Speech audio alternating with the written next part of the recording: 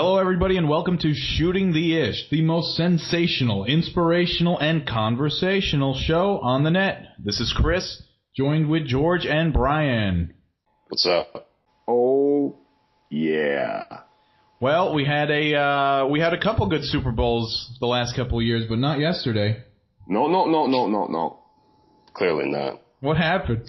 Yeah, 43-8. Jeez. Blowout City. That was a massacre. Yeah, and the omen really, the bad omen came from that first play from the Broncos when the snapper Manny Ramirez snapped that ball way past Peyton Manning's head, back to their end zone for the Seahawks to get that safety. That basically was the turning point of the game for me. Oh, so Manny Ramirez is playing football now? Yeah, that's what I was thinking too. I was like, wait a minute, didn't this guy get busted for steroids and all that? Manny Ramirez is playing football and shit. Yeah, I know. Damn.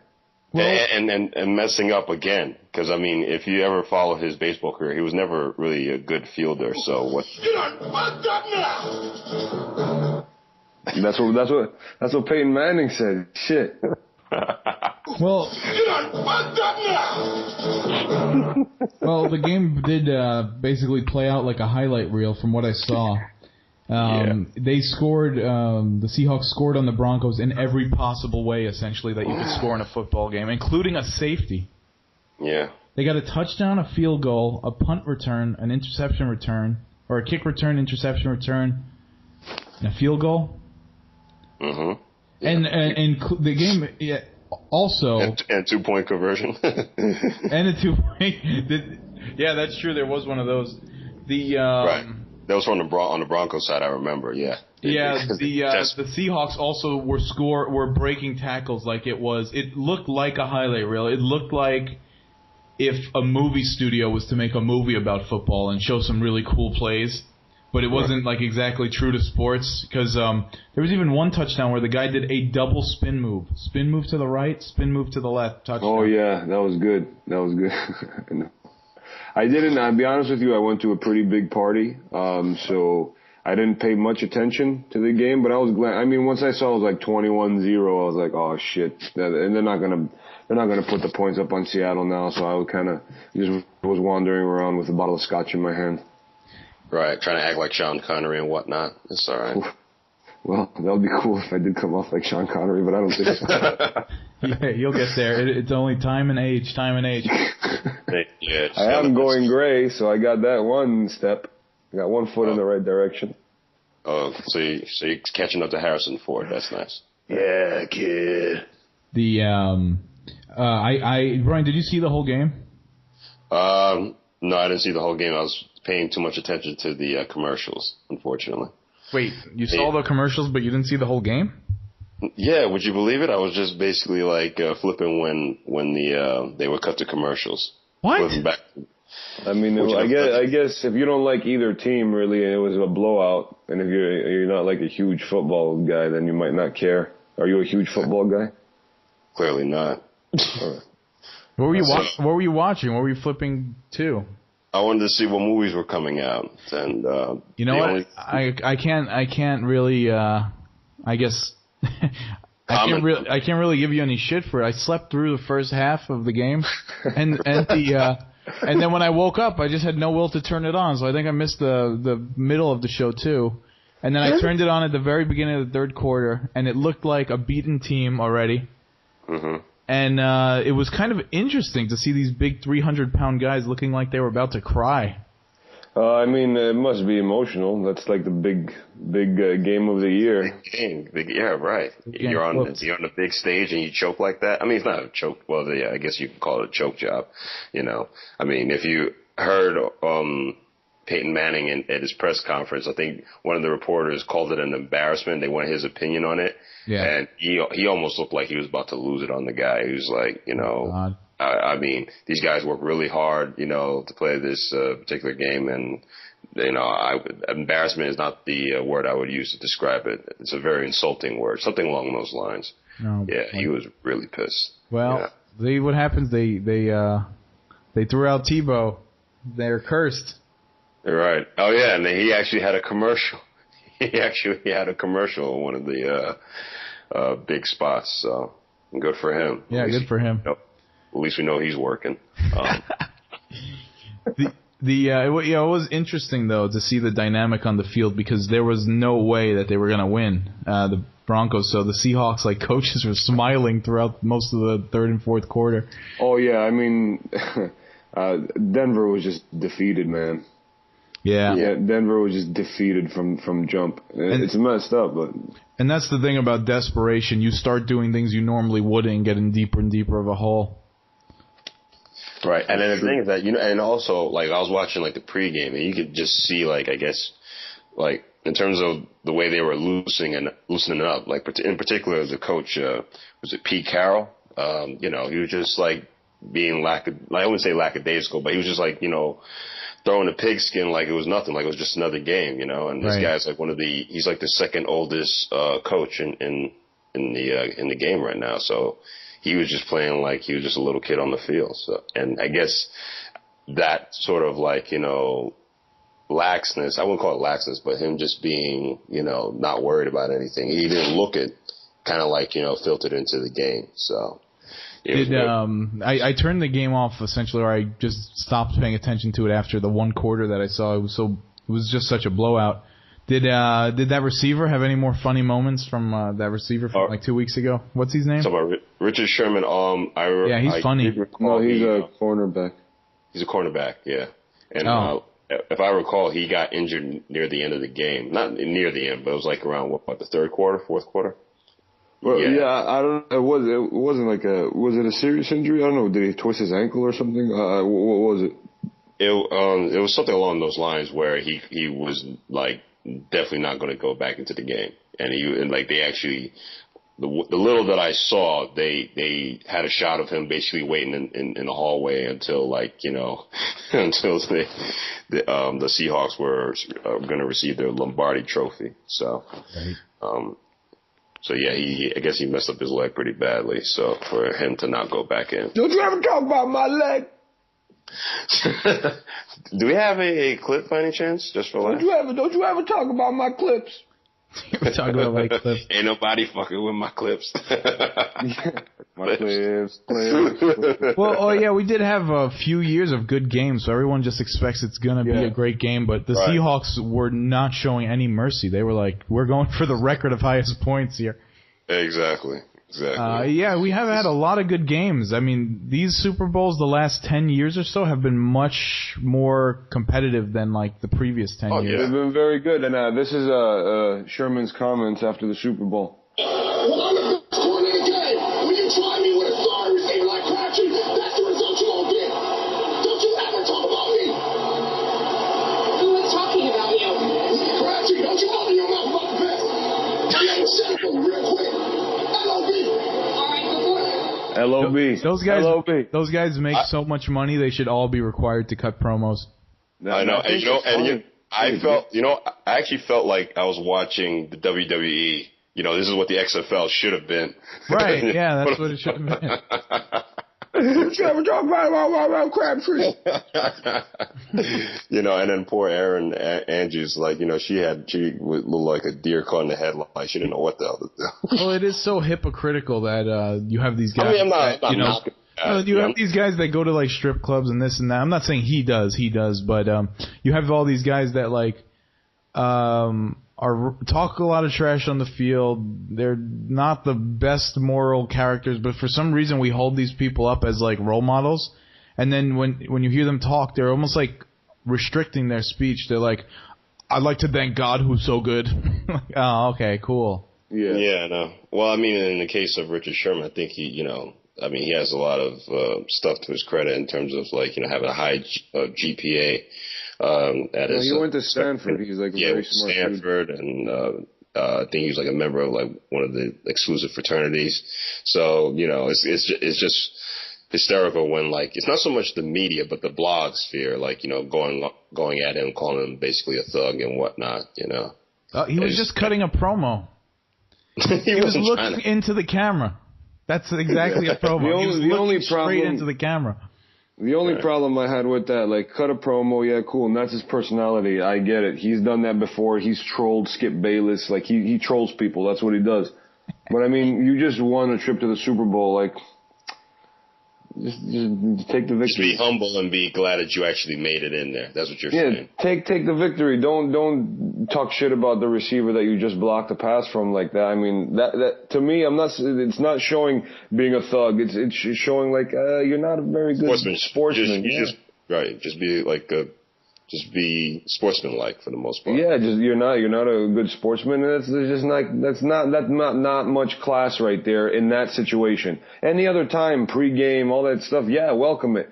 But you're wearing the hat of, you just won the championship game. You're wearing the hat and everyone's happy around you, and you're gonna be all pissed and talk shit about the loser. Right. Like, I don't like that. I don't like that stuff. But then again, I do like trash talking, just not that situation. He also talking trash about Peyton Manning before this Super Bowl?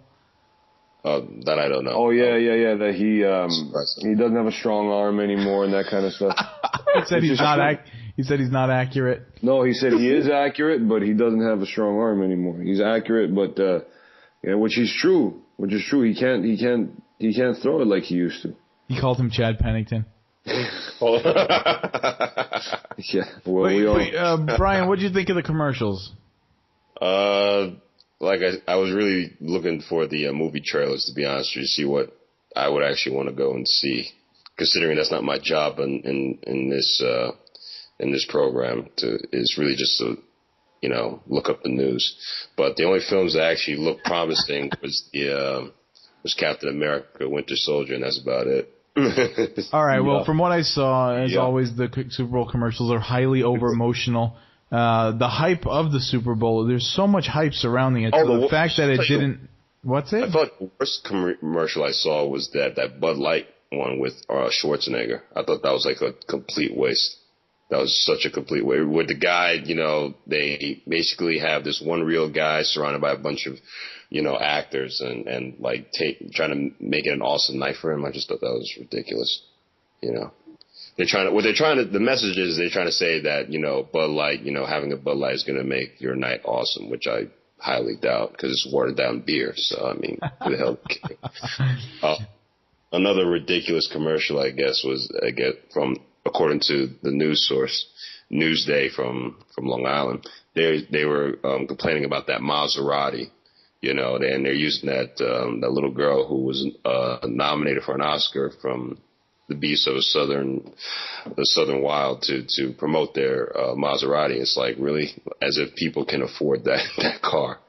But in terms of like the best commercials, like the one that's been getting good reviews is that Cheerios follow up with the mixed race family, and in terms of how they're not really trying to sell the cereal, but they're just selling like a situation, which was executed perfectly in a lot of people's opinions. Yeah, there was a lot of controversy this year about different commercials. One of which Coca-Cola was with all the immigrants that legally live in the United States now. A lot of people were up in arms about that. There was another Coca-Cola one, I think, with a gay couple.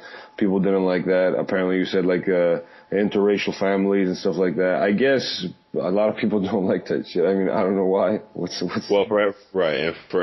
for all those, the one that got the biggest raves was the Seinfeld reunion. What was that about? Do you care to explain? Because I'm a little bit slow on that. I'm too busy. I guess he was plugging some show called Comedians in Cars Getting Coffee. Yeah. I don't know when or where, what network is going to be on, but well, that's online, that show. Oh, okay. So basically, the setup was just Jerry Seinfeld and George Costanza at a diner, and then they run into Newman. That's basically it. It felt like a lost Seinfeld episode. That basically was well executed. That's all. Gotcha. Oh, when you can expect that from Seinfeld, good execution. Yeah, he's always been classy. So I mean, I expect nothing less from him at this point. Stay classy. From what I saw, the commercial, maybe it's just because I'm getting older or less prone to advertising, or maybe I just woke up in I think I just woke up in a pissy mood, but it was like every commercial was so over dramatic, and the Super Bowl itself, like they cut all these like over emotional promo videos. I don't remember these promo videos being around 10 years ago. Right. It's like these videos are made to like heighten your emotions about the game or make you somehow invest emotionally in it. Right. And the hype was just, and when you have a game that's that lopsided, that hype just gets, you just see that it was all hype. Yeah. Or that's what it feels like. It feels like, wow. I was talking to a friend of mine about this, and the reality is they have to do it in the sense of, like, look at where we are now, with the proliferation of media, and now you have hundreds of, if not thousands of channels to choose from. You know what I'm saying? So, and the thing is that not everybody is going to watch the Super Bowl, but apparently, according to the Nielsen ratings, it was like the highest rated. One of the most watched, right? Most watched, yeah. Which I find surprising considering the score. You know what I mean? Well, there's also like more people every year. Like there's new people born into the earth, so it's not like the population's shrinking. Right. So No. I'm not saying it's not so much more the population records broken. Right. I'm not saying that per se. I'm just saying like there's more channels to choose from. And, it's like laughable, like a couple hours before the Super Bowl, you have all these different channels like trying to hype up their stuff. Like, no, not watching the football game, no problem. Cause we have like 3 action films that you will like or some shit like that, or like, if you watch like a National Geographic, it's like, don't worry, we got Shark Week in a day or something like that. Oh gosh. Shark Week. I don't understand how people get all riled up about Shark Week. There's a thing called the internet. You can pretty much view anything you want at any point, so waiting for 1 week per year to watch things about sharks is very interesting to me. Right. The only shark that actually interests me is the one that's been dead for millions of years, which is that megalodon. Oh, the infamous dead shark. Yeah, the infamous dead shark that they think is alive and all that kind of stuff. I was like, that's the only one that interests me, more so than the great white one. So. Well, I think they have confirmed that giant squids, like the ones in paintings of the Pacific Ocean, do exist. They found them. Oh, really? They do exist. Yeah, like around Japan. It does exist. These mega giant squids that exist. were. Yeah. So it's a giant squid, like huge giant squids are real. Yes. Wow. Yeah. But they're like they're in the darkest depths of the ocean, I assume. So. Right? Yeah, like a shark. I guess that would be more of a shallow water creature.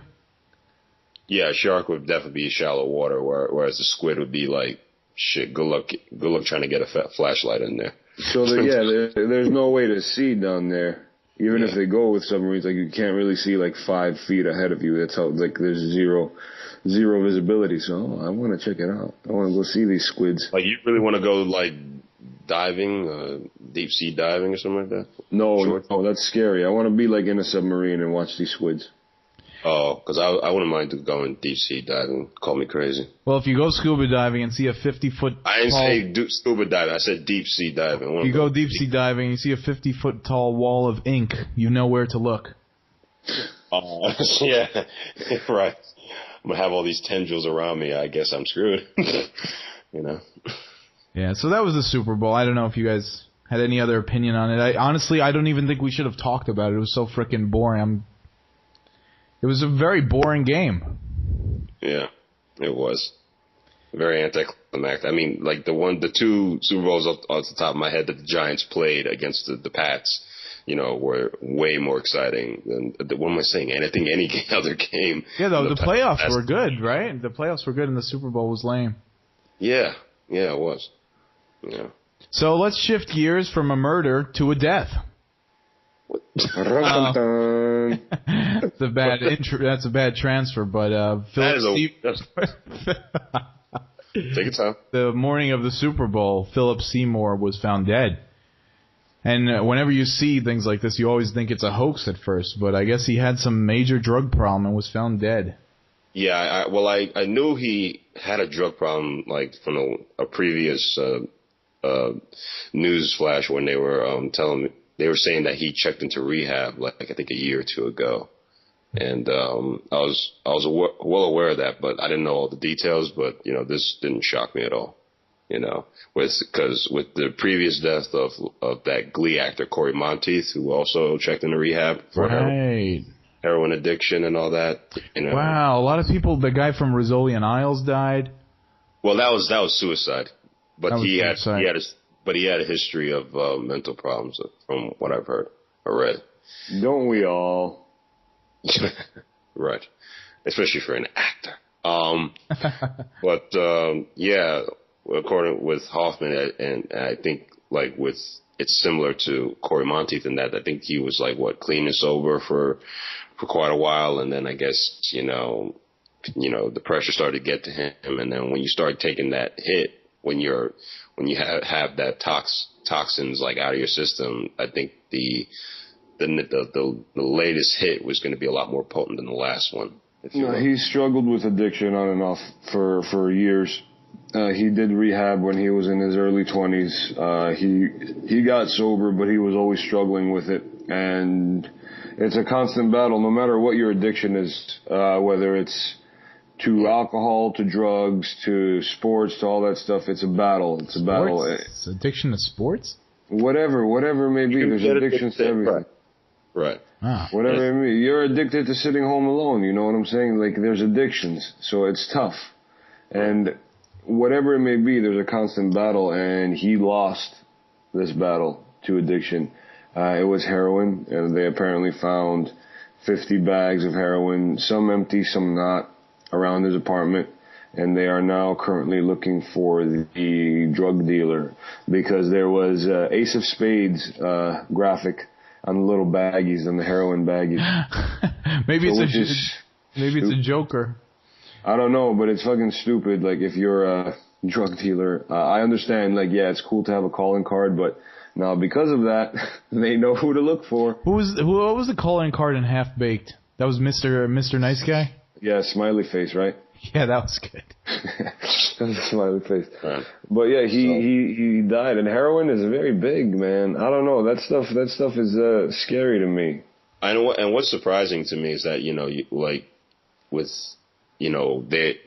see all these commercials about the warnings and the dangers of kids taking prescription meds from their parents and grandparents and whatnot, and you have that and whatever latest drug craze, with, Molly and ecstasy, and yet somehow heroin is still big. I find it hard to believe, but it's the harsh truth. And he had a lot of heroin on him, didn't he? 50 bags. 50 bags, man. 50 bags. Oh my gosh. Well, I mean, does anyone here have any fond memories of heroin? No, I'm talking about Philip Seymour Hoffman. Kid. Any fond memories of any favorite film roles that he was in? He was in a lot of good shit. I don't know if I have a favorite, but I always liked him. I mean, what was it? Not Hannibal. What was the other one? What was the other? Red Dragon? Red Dragon. Red Dragon. He was awesome in that one. When he said, Ralph Fiennes set his ass on fire and rolled him down the hill in a wheelchair. That was so messed up. That was awesome. He's been in a bunch of shit. Almost Famous. The Master. I guess The Master was one of his best movies. I actually have not seen that yet, and I have it recorded. Right. It's so funny. I actually have Capote at home. I have yet to see it also. So. Frank Capote. I guess the one franchise, the person. I mean, obviously it's terrible for his family, but the one I guess movie that's going to take a huge hit off of all this is Hunger Games. Yeah, was he a big part of it? Yeah. Well, he was, but from what I've heard is that he only had 7 days left to shoot. And so it's not nearly. He was almost done with completing that film, and it's not nearly as bad as, say, with the Fast 7 entry that where they have to figure out what the hell to do with Paul Walker's character, because I think they could probably think they'll use a stand-in or whatever.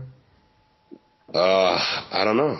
In this case, they might have to. This is not just a throwaway dumb movie like Fast and Furious. This is like a pivotal role in like it's going to be a well-made movie. Based off a bestseller. So, are you trying to say that Fast and Furious 8 is not a well-made movie, Chris? It doesn't matter who's in it. The only thing that matters who in it is the car. Is like what cars or jets are in it. It doesn't matter who the actors are. Right. That's a plane, trains, and automobiles type of film. Well, the other thing is, okay, so the Hunger Games, the last movie, they're actually splitting up into 2 parts. But were they shooting them as one? No, the first one is already in post-production rather. What is it? Mockingjay it's called? What the fuck? Yeah. Mockingjay Part 1. Stupid fucking names. I'm sorry. Yeah, there's Mockingjay Part 1, that's in post right now, and Mockingjay Part 2 is currently shooting. Okay, so the first one was in the can, and the second one they only had 7 days. Oh, that's actually pretty good. I guess 7 days of him, at least. Right. Oh, wow. That's still a lot. Well, yeah, it is. We should have said this at, I guess, the beginning of the show, but we've been off for like 2 weeks because me and George were off shooting movies. We in the movie business! Brian Williams was stuck in New York.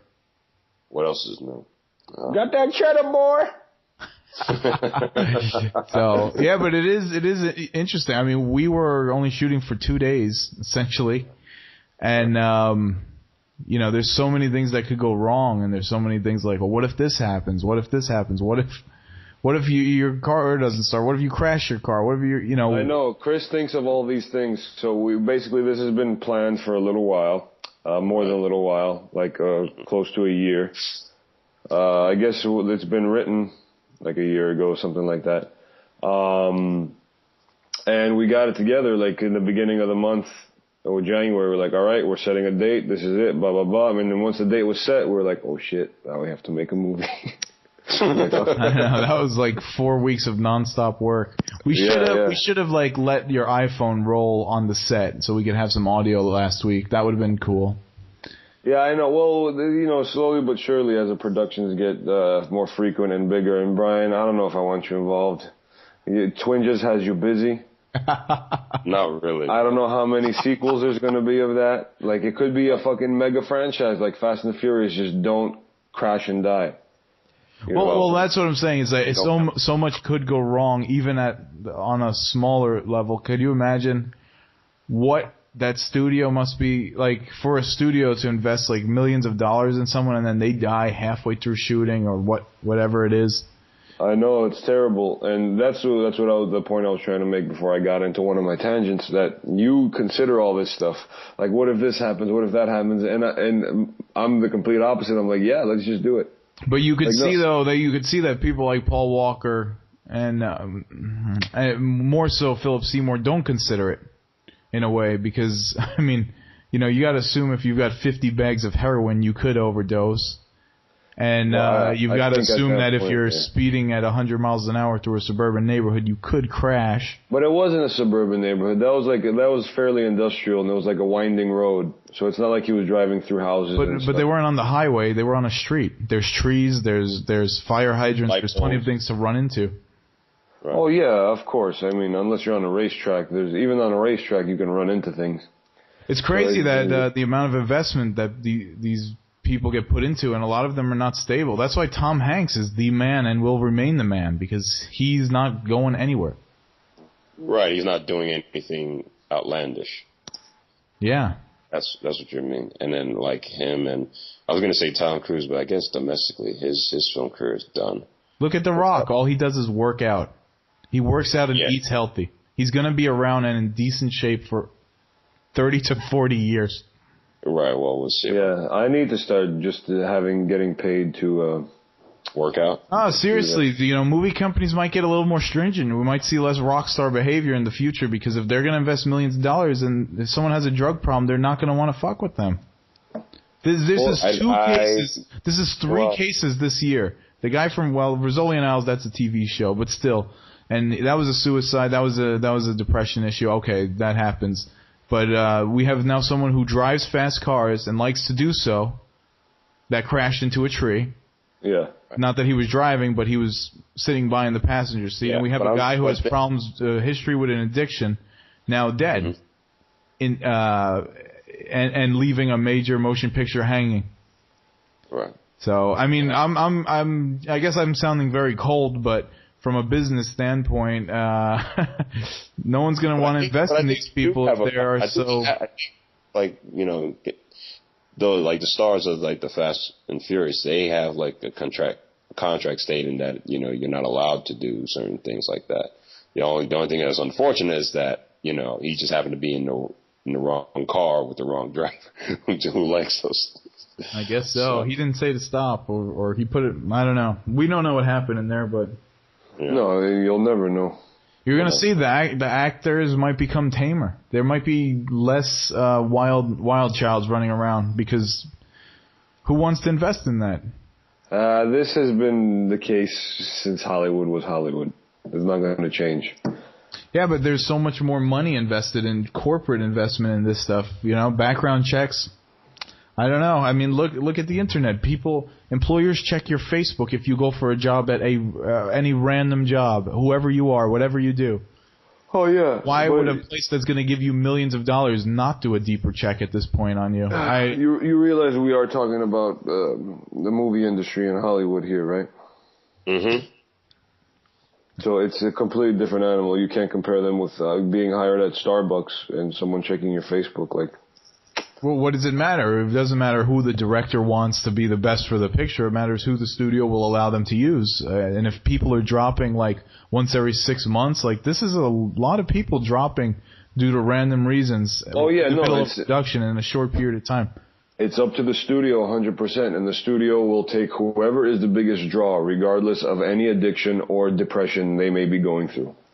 Seymour Hoffman is a huge draw. Is Seymour Hoffman a big draw? He's mostly a character. He's mostly a character actor. Yeah, but he's a well-known character actor, and you know, so you know, I don't know if he has a cachet. He's never led. I don't know. He's like led a movie, but he's not like your classic leading man. But it works. What he does works, and yeah, he's a fucking major player. Was a major player rather. You know? I mean, he had a filmography where he was working with the big guns, you know? I mean, he was working with Tom Cruise and Brad Pitt, so. Where did he die? Did he die overseas? No, he died in New York. He died Lower East of it. West Village. West Village, yeah. Well, that's a pretty, that's a pretty convenient place to live if you need some heroin. Well, right. I guess so. I mean, and the thing is that he was supposed to be writing some play with a friend of his who discovered his body, you know. Oh, shoot. Yeah. That was always, you guys ever think of that if you're like in a secluded part of work, or I don't know what your situation's like, Brian, George, I know you have a more open thing, but you ever think like, oh man, what if I'm, you know, in this bathroom with this locked door and then I die? Like, how long would it take someone to find me? In your case, if it wasn't for me, you'd be there for months. No, but what I'm saying is, like, let's say you go to a porta potty, right? Yeah. And you die, but it's occupied, but there's other porta potties next to it that are always vacant. Yeah. No one, it's gonna smell like shit anyway.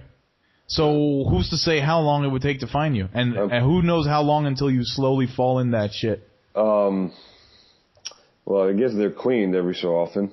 So that's when you'll be discovered. Imagine you slowly over the course of 2 weeks start sliding into the bowl. Jesus. Yeah, well, there's chemicals in there that will probably dissolve you. That's such a bad way to go. Die on the porta potty. Yeah. Actually, that reminds me of an episode of 1,000 Ways to Die, actually. Someone was supposed to be using a steamroller to, like, roll the, the soot that they use for the concrete. And unfortunately, the bastard was drunk, so he went into the porta potty without turning off the steamroller. Right. Lo and behold, the steamroller crushed him while he's in the porta potty. So, you want to talk about a horrible way to go, and it doesn't get any worse than that. In a porta potty, crushed by a steamroller. Yeah, you can't even make this up. You can't make this up. So Pete Seeger also died, right, Brian? Yes, he was a folk singer and one of the few white guys who was a civil rights activist. And he passed away at 94, I believe it was either the last week or 2 weeks ago. And if you remember the 98 inauguration of Obama, he was up there singing alongside Bruce Springsteen and I believe Bono. He's the old guy with the beanie hat. Can't miss him. Seems like there was a lot of white protesters though in the civil rights time. Well, I mean, the ones off the top of my head that who were part of I guess you could say were part of the movement were like Marlon Brando, and of all people, Charlton Heston before you turn into a right wing figurehead, which is surprising to me. That's off the top of my head right now. Pete Singer was like a folk singer sort of guy. It's not very catchy, but it was like a message. It was like a message in the music sort of thing. Yeah. I don't know any of his songs, unfortunately. Well, he was old. He had a nice life. Yeah, good life. Okay, so see, you have a good life, you get a short obituary. You have a bad life, you get a long obituary. That's harsh. That's a little harsh, don't you think? Well, we don't. We just did 20 minutes on Seymour Hoffman. We did about 30 seconds on Mr. Seeger there. Glad to, yeah. Okay, so I guess what's left? George, you saw the movie Her, didn't you or not? I did see Charming Hipster Douche. That's what it should be called. I didn't want to see it because I felt like the trailer was portraying that, and then a couple people said, no, you should have went to see it. It wasn't like that. And I'm thinking, I don't see how it could not be like that. Yeah, it was original. It was a very good-looking movie. It was shot well. It didn't seem like it was color-corrected. It all felt very flat, which I happen to like. I like that style. The acting was very good. Joaquin Phoenix is great. But yeah, there was a definite hipster feel to it, which it's not hiding the fact that it's a straight-up hipster movie. I don't think anyone maybe, didn't realize that going in. So if you understand that going in, you can appreciate it. In my opinion, it was a tad bit boring. But I did like what they did with it. I'm a big Spike Jonze fan, and I do like his direction as well. And I'm also a Joaquin Phoenix fan, whose brother also died of a heroin overdose in the early 90s out here in Los Angeles. What a beautiful business we're in. But River. Yeah, River Phoenix. River, yes. River. That's what I said. Yeah, I'm not saying you're wrong. Relax yourself, buddy. Parents got to be careful. Giving your kid a name like that is a never mind. I don't say Philip. Philip is no, that's true. That's true. All right, take it back. That's fucked up. Or like we didn't mention James Gandolfini, Jim. That's as straight as you can get too. He died a couple months ago. Yeah, that is true. That's true.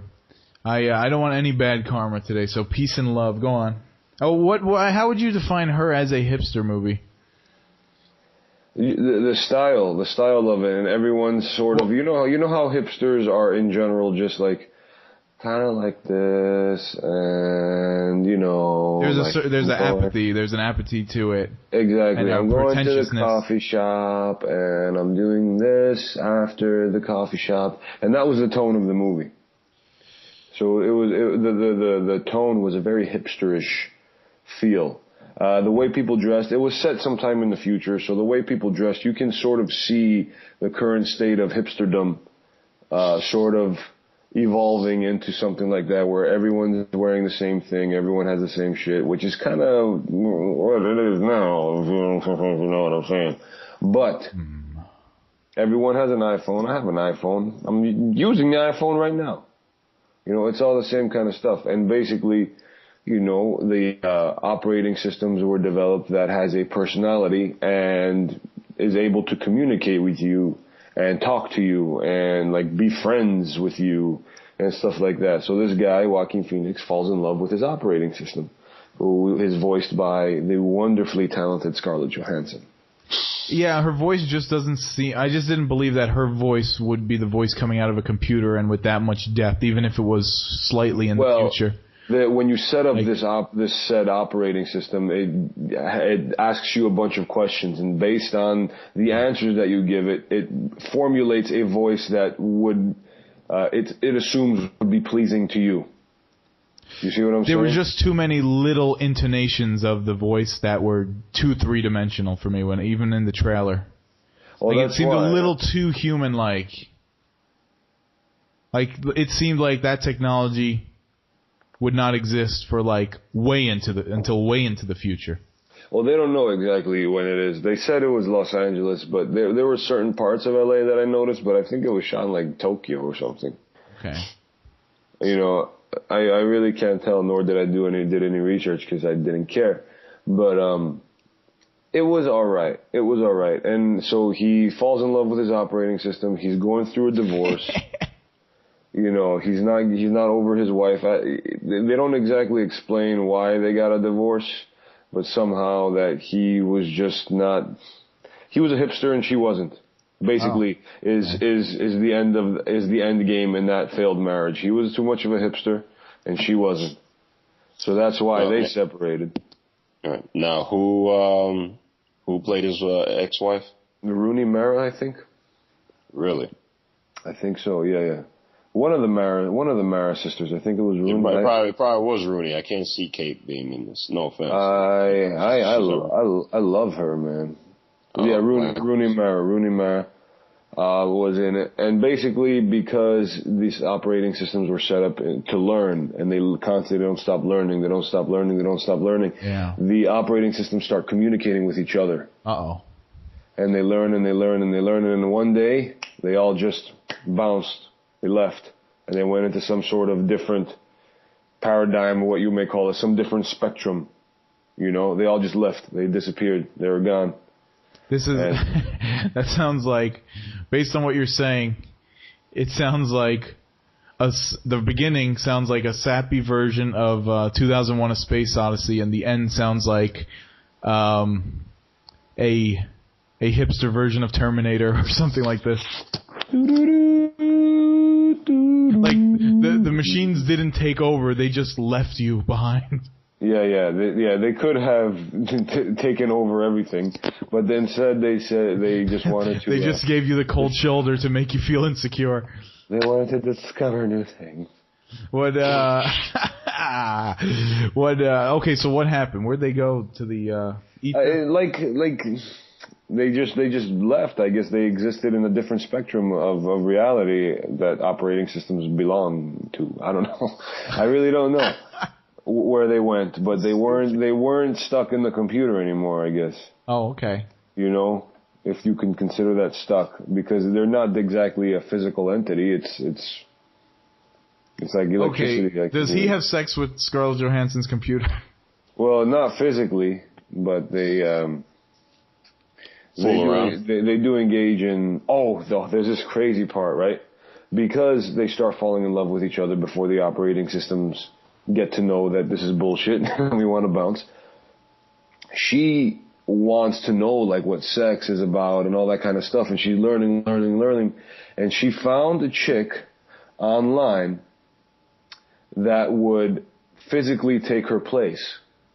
So basically everyone wore an earpiece to communicate with their operating systems. Like you see, everyone has the headphones, except it's a small earpiece. Yeah. So Scarlett Johansson found this lady. She came over to the apartment, and the lady did not say a word. And Joaquin Phoenix had the earpiece in there, and the girl had an earpiece in there. So they were being physical with the operating system acting like the middleman. You see what I'm saying? Yeah. So that was weird, and that situation sort of didn't go off very well. I don't think anything about this movie appeals to me at all.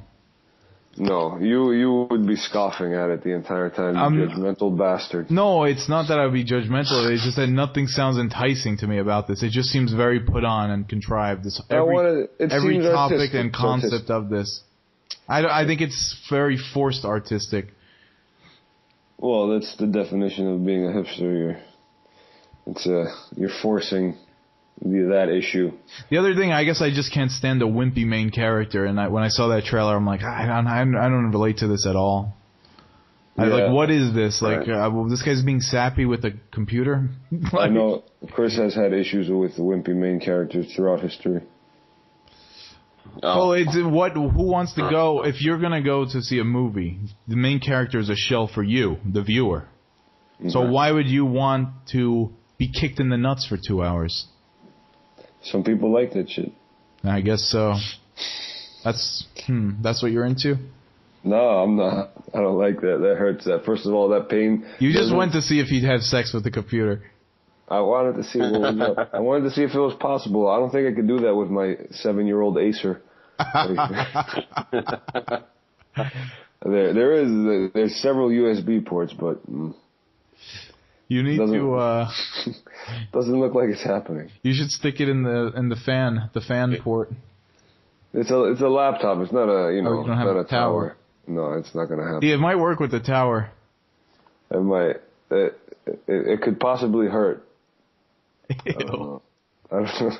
Listen, man, I don't need to be banging any metal. I always thought it would be cool, and I think they might be working on this now. I might have heard they're working on this. I always thought it would be cool for to have this sort of device that on one end it's like a penis and one end it's a vagina. Or, whatever for whoever. But in general, like, let's say you're a soldier and you're across, the world, right? Uh-huh. You could Skype with your wife at night, and with this thing put in, she could put the device right against her, and then you could put the device inside of you, and then whenever you thrust into it, it thrusts into her. So while you're on Skype, you could also make love. That's cool. Would you put the device inside of you, or would you put yourself in the device? I guess someone who could probably do themselves both. They could put one in the front and one in the back. But now you're being disgusting because I was being very romantic with this conversation.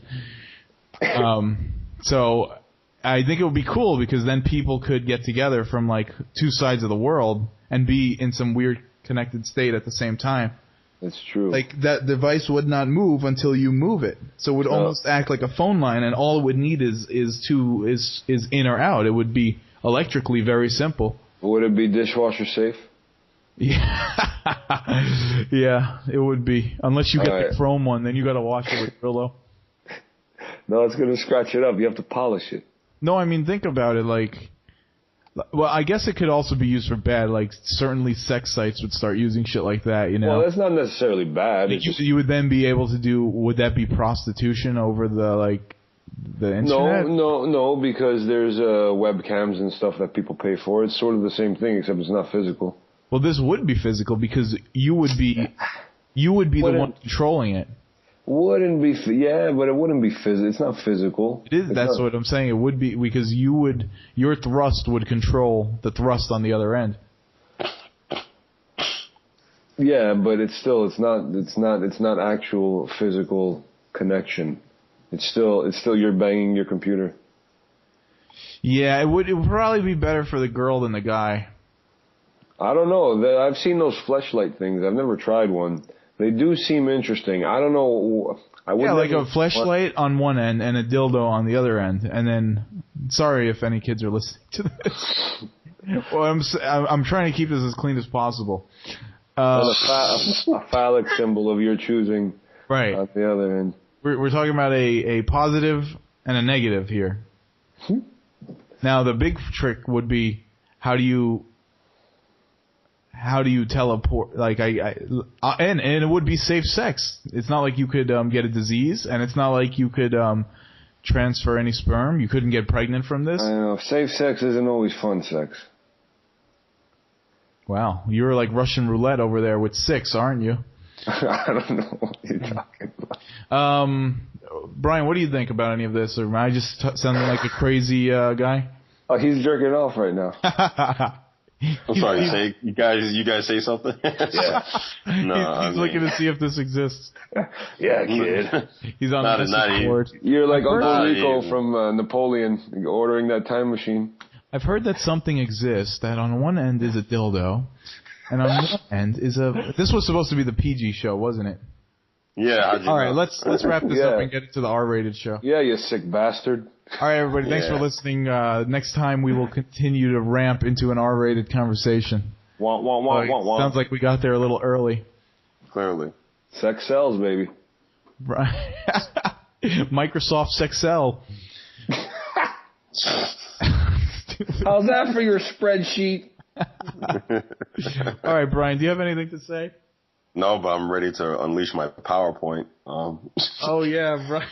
In the ever-present quest to find Brian a role on this show, Brian will be back next time with the news. Do it. Thank you, Chris. All right. Thanks everybody for listening, and we'll see you next time. Later. Deuces.